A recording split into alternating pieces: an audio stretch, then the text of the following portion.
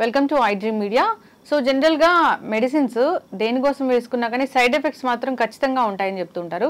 మరి side effects లేకుండా మందులు వాడడం ఎలాగా వివరాలు తెలుసుకుందాం. మనతో పాటు ఉన్నారు ప్రముఖ physician and diabetologist doctor Shivani Paineni garu. Ma'am నమస్తే. నమస్తే అండి. మేడం, జనరల్గా డయాబెటీస్ మందులనే కాదు, ఏ మందులు వేసుకున్నా కానీ దానికి ఎంతో కొంత సైడ్ ఎఫెక్ట్ అనేది ఉంటుంది. అయితే ఈ సైడ్ ఎఫెక్ట్ రాకుండా లేకుండా మనం మందులు వాడడం అంటే ఎలాగా?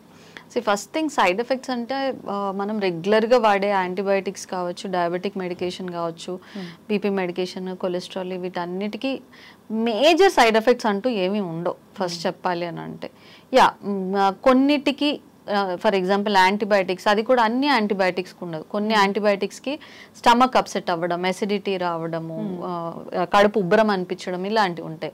అలాగే కొన్ని diabetic medication, for example metformin తీసుకున్నాం అనుకోండి, దానికి కొంచెం ఎసిడిటీ, కొంతమందికి చాలా సివియర్గా లూజ్ మోషన్స్ అవ్వడము, అస్సలు టాలరేట్ చేయలేదు వస్తుంది.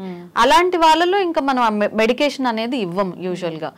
మైల్డ్ ఎసిడిటీ ఇవన్నీ మనం కంట్రోల్ చేయాలి అంటే ఫస్ట్ టాబ్లెట్ వేసుకునే పద్ధతి, తినక ముందు వేసుకోవాలి, తిన్న తర్వాత వేసుకోవాలి, ఇలాంటివి ఉంటాయి. యూజువల్గా ఎసిడిటీని అవాయిడ్ చేయాలి అని అంటే అది యాజ్ బేసిక్ యాజ్ డోలో లాంటి మెడికేషన్ కూడా మనకి ఎసిడిటీ వచ్చే ఛాన్స్ ఉంటుంది. అందరికీ ఉండకపోవచ్చు, కొంతమందికి ఉంటుంది. సో ఈ మెడికేషన్స్ పర్టికులర్లీ యాంటీబయాటిక్స్ కావచ్చు, డోలో ఇలాంటివి కావచ్చు, మెట్ఫార్మిన్ లాంటి మెడికేషన్ ఇవి కంపల్సరీ ఫుడ్ తీసుకున్న తర్వాత టాబ్లెట్ వేసుకోమని చెప్తాం. ఖాళీ పొట్టతో మనం టాబ్లెట్ వేసుకున్నాము అంటే చాలా వాటికి ఎసిడిటీ వస్తుంది. ఓన్లీ ఎసిడిటీ ఉంటుందా? మేజర్గా ఎసిడిటీ ఉంటుంది. అవి ఎప్పుడు వస్తాయంటే ఆల్రెడీ కాంప్లికేషన్స్. ఈ డయాబెటిక్ మెడికేషన్ వాడినంత మాత్రాన kidney problems Rao. But kidney problem వేరే రీజన్ వల్ల కిడ్నీ ప్రాబ్లం ఉంది, ఆర్ డయాబెటీస్ కంట్రోల్ లేకపోవడం వల్ల కిడ్నీ ప్రాబ్లం వచ్చింది అన్నప్పుడు మనం ఇచ్చే మెడికేషన్స్ కొన్ని అవాయిడ్ చేయాల్సి ఉంటుంది. ఎందుకంటే కిడ్నీలు సరిగ్గా పని చేయనప్పుడు ఈ మెడికేషన్ ఏదైతే ఉంటుందో అది ఫిల్టర్ అయ్యి బయటికి పంపించే ఎక్స్క్రీట్ అయిపోయేది, బయటికి వెళ్ళిపోయేది అనేది కొంచెం తగ్గుతుంది అనమాట. బికాస్ కిడ్నీ సరిగ్గా పనిచేయట్లేదు. అలాంటప్పుడు ఏం చేస్తాం అంటే డోస్ తగ్గించిస్తాం. యూజువల్గా ఇచ్చే డోస్ కన్నా కూడా డోస్ తగ్గించిస్తాం. సో అంతేకాని కిడ్నీ ప్రాబ్లం ఉంటే మెడికేషన్ డోస్ తగ్గించడము, అడ్జస్ట్ చేసుకోవడము, లేదా కొన్ని వాడకూడదనే ఉంటాయి. కానీ అది కూడా ఎందుకు, ఇలా మన కిడ్నీ ఫంక్షన్ తగ్గింది కాబట్టి అవి బయటికి వెళ్ళిపోయే ఇది తగ్గుతుంది కాబట్టి డోస్ తగ్గించుకోవాలని చెప్తాం. అంతేగాని యాజ్ ఇట్ ఈస్ ఎటువంటి మెడికేషన్ వాడడం వల్ల, అది డయాబెటిక్ మెడికేషన్ కావచ్చు, అధికంగా ఈ ఫర్ ఎగ్జాంపుల్ ఈ మన పెయిన్ కిల్లర్స్ ఇట్లాంటివి మనకు అవసరానికి మించి ఓవర్గా వేసుకుంటే మాత్రం దానివల్ల కిడ్నీస్ దెబ్బతినడం ఇలాంటివి చూస్తూ ఉంటాం. అంతేకాని మనం యూజువల్గా వేసుకునే డోసెస్కి ప్రాబ్లమ్స్ అంటూ, కాంప్లికేషన్స్ అంటూ ఏవి రావు. వేరే కారణం వల్ల కిడ్నీ ప్రాబ్లం కానీ, లివర్ ప్రాబ్లం కానీ ఇట్లాంటివి ఉంటే గనక యూజువల్గా మన ఫుడ్ని కానివ్వండి, టాబ్లెట్స్ కానివ్వండి, మన ఒంట్లోకి వెళ్ళే వాటిని ఏదైనా కూడా ప్రాసెస్ చేసేది లివరు, కిడ్నీ. సో వీటి ఫంక్షన్ తగ్గినప్పుడు వీటి ప్రాసెస్ని, ఈ మన ఫుడ్ కావచ్చు, టాబ్లెట్స్ కావచ్చు, ఏదైనా కానీ ప్రాసెస్ అవ్వడం అనేది తగ్గుతుంది. అందువలన తగ్గించుకొని తీసుకోవాలని అంటాం. ఎస్, అయితే ఖచ్చితంగా మ్యామ్. సో జనరల్గా ఈ టాబ్లెట్స్, ఎసిడిటీ టాబ్లెట్స్ కూడా వాడుతూ ఉంటారు. అంటే ఈ ఎసిడిటీ ఉంది, ఈ టాబ్లెట్ వేసుకుని దాని తర్వాత ఇంకో టాబ్లెట్ ఏదో ఒకటి రాస్తారు, డయాబెటీస్ సంబంధించిందో బీపీకి సంబంధించిందో. అట్లా వాడేటప్పుడు జాగ్రత్తలు అంటే ఏం చెప్తారు? ఎసిడిటీకి వేసుకునే మెడికేషన్ యూజువల్గా ఖాళీ పొట్టతో వేసుకోవాలని చెప్తాం. అండ్ వాటర్ ఎక్కువగా తీసుకోవడం. ఏ టాబ్లెట్ వేసుకున్నా కూడా వాటర్తోని వేసుకోవడం ఫస్ట్ థింగ్. రెండోది అట్లీస్ట్ ఒక ఫుల్ గ్లాస్ ఆఫ్ వాటర్తోని తీసుకోవడం. సో ఈ ఎసిడిటీకి సంబంధించిన టాబ్లెట్ తినే ముందు వేసుకొని, పరగడుపుని వేసుకొని ఒక 15 to 20 minutes లేదా ఒక హాఫ్ అన్ అవర్ ఆగిన తర్వాత ఫుడ్ తీసుకొని, ఆ తర్వాత ఫుడ్ తిన్న తర్వాత ఈ మెడికేషన్స్ తీసుకుంటే ఎట్లాంటి సైడ్ ఎఫెక్ట్స్ లేకుండా ఉంటాయి. ఓకే, ఇప్పుడు డయాబెటీస్ మెడిసిన్ అనుకోండి, కొందరికి 4-5 మాత్రలు కూడా రాస్తారు. సో అట్లాంటప్పుడు గ్యాప్ ఇచ్చి వేసుకోవాలా, లేదంటే జనరల్గా అట్లా వేసుకుంటే ఏమైనా కెమికల్ రియాక్షన్ జరిగే ఛాన్స్ అనేది ఉంటుందా? సో డయాబెటిక్ మెడికేషన్లో కొన్ని తినే ముందు వేసుకోవాల్సినవి ఉంటాయి, కొన్ని తిన్న తర్వాత వేసుకోమంటాం. ఈ తినే ముందు వేసుకోవాల్సినవి మాత్రం అది ఎందుకు అని అంటే అది టాబ్లెట్ మనలో బాడీలోకి వెళ్ళి అది ప్యాంక్రియాస్ మీద యాక్ట్ చేసి దానిలోంచి ఇన్సులిన్ రిలీజ్ అయ్యి దాని పనితనం చూపించడానికి కొంచెం టైం పడుతుంది. సో అందుకని టాబ్లెట్ వేసుకున్న తర్వాత కాస్త గ్యాప్ ఇచ్చి తినమంటాం. సో అవి కొన్ని రకాల మెడికేషన్. తిన్న తర్వాత వేసుకునేవి తిన్న తర్వాత ఎప్పుడైనా వేసుకోవచ్చు. యూజువల్గా కొన్ని మెడికేషన్స్కి ఇంటరాక్షన్ ఉంటుంది, ఒకటి వేసుకుంటే ఇంకొకటి అబ్జార్బ్ అవ్వదు అని. బట్ మనం డయాబెటీస్ మెడికేషన్స్కి వాడే టాబ్లెట్స్, బీపీకి వాడే టాబ్లెట్స్కి, రెగ్యులర్గా మనం వాడే టాబ్లెట్స్కి అంత ఇంటరాక్షన్ ఏమి ఉండదు. ముఖ్యంగా థైరాయిడ్ మెడికేషన్తో పాటు వేరే ఏదైనా మెడికేషన్ వేసుకున్నా లేదా ఏదైనా ఫుడ్ తీసుకున్నా గ్యాప్ లేకపోతే థైరాయిడ్ మెడికేషన్ అబ్జార్ప్షన్ తగ్గిపోతుంది. సో ఇట్లాంటివి కొన్ని మెడికేషన్స్ ఉన్నాయి. సో అవి చూసుకొని డాక్టర్ ఎలా చెప్తే అలాగా తినకముందు వేసుకోవడము, తిన్న తర్వాత ఎంత గ్యాప్ ఇవ్వాలి అండ్ ఇవన్నీ చూసుకోవాలి. అండ్ ఇంకొకటి షుగర్ డయాబెటిక్ మెడికేషన్ కొన్ని వేసుకున్న తర్వాత కామన్గా వచ్చే సైడ్ ఎఫెక్ట్ ఏంటంటే లో షుగర్స్ రాకుండా ఉండాలి అని అంటే టైంకి తినడం అనేది చాలా ఇంపార్టెంట్. లో షుగర్స్ అంటే మీరే టాబ్లెట్స్ రాస్తారు, సో లో షుగర్స్ డోస్ ఎక్కువై లో షుగర్స్ అవుతాయా? నో, డోస్ ఎక్కువై లో షుగర్స్ అయ్యేది వేరే, ఫుడ్ టైంకి ప్రాపర్గా తీసుకోకపోవడం వల్ల అయ్యేది లో షుగర్స్ వేరే. ఇప్పుడు ఏంటంటే మన బాడీలో ఇన్సులిన్ ఎలా రిలీజ్ అవుతుందని అంటే మనం తింటే రిలీజ్ అవుతుంది, లేకపోతే లేదు.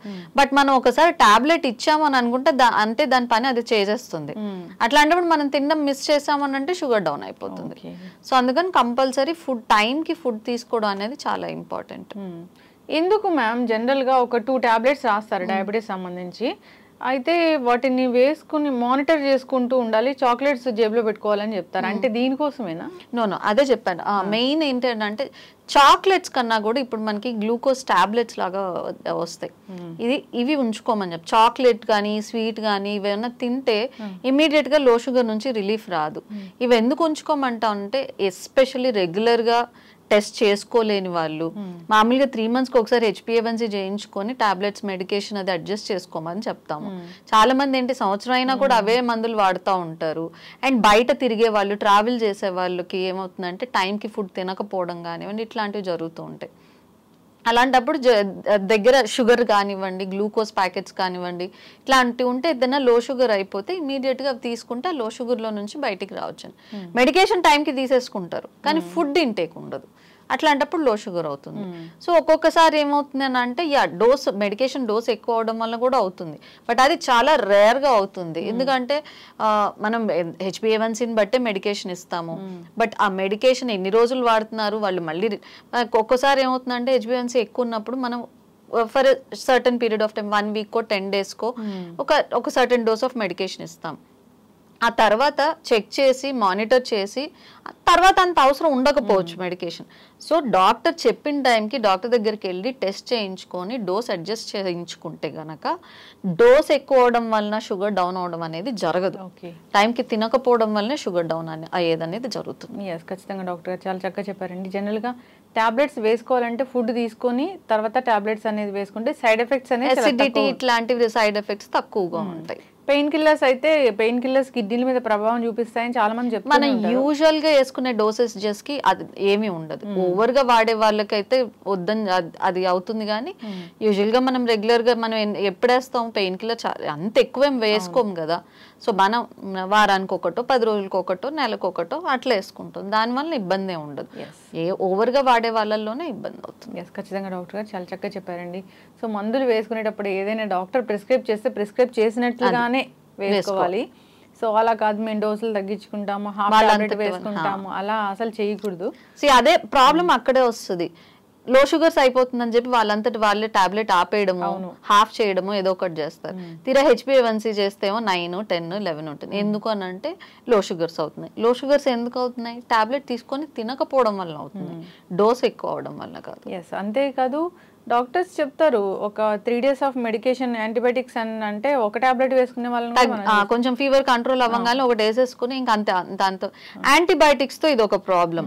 మనం ఇచ్చిన డోసేజ్ కంప్లీట్ చేయకపోతే యాంటీబయాటిక్ రెసిస్టెన్స్ అనేది వస్తుంది. ఇప్పుడు మనం కాస్త మనం ఫర్ ఎగ్జాంపుల్ ఒక యాంటీబయాటిక్ ఇచ్చాము, ఆ ఇన్ఫెక్షన్ ఏదైతే ఉందో అది కొంచెం డార్మెంట్ స్టేజ్కి వెళ్తుంది, కంప్లీట్ గా చనిపోదు. ఫుల్ డోస్ వాడితేనే కంప్లీట్ గా చనిపోతుంది. మనం ఈ గ్యాప్ ఇచ్చినప్పుడు ఒక 1 day వేసుకొని యాంటీబయాటిక్ తర్వాత ఆపేసాం అనుకోండి, ఆ డార్మెంట్ స్టేజ్ లో ఉన్నది మ్యూటేషన్ అయ్యి ఇంకా స్ట్రాంగ్ అవుతుంది ఇన్ఫెక్షన్. సో అలాంటప్పుడు మనం ఫస్ట్ ఇచ్చిన యాంటీబయాటిక్ పనిచేయదు. సో దీన్నే రెసిస్టెన్స్ అంటాం. సో ఇది అందుకే యాంటీబయాటిక్స్ తోని అసలు యూజువల్ గా తొందరగా ఇవ్వము. ఇచ్చినప్పుడు కంప్లీట్ గా కోర్స్ అనేది ఫినిష్ చేయాలి, మధ్యలో ఆపకూడదు. ఖచ్చితంగా డాక్టర్ గారు చాలా చక్కగా చెప్పారండి. టాబ్లెట్స్ అనేవి ఎక్కువగా వాడకపోతేనే మంచిది. డాక్టర్ ప్రిస్క్రైబ్ చేస్తే ఇంకా తప్పనిసరి వాడమంటున్నారంటే ఏదో ఉన్నట్లే లెక్క. జాగ్రత్తలు తీసుకోవాలని కోరుకుందాం, సైడ్ ఎఫెక్ట్స్ లేకుండా వాడుకోవాలని కోరుకుందామండి. చాలా చక్కటి ఇన్ఫర్మేషన్ అండి, ధన్యవాదాలు. Thank you.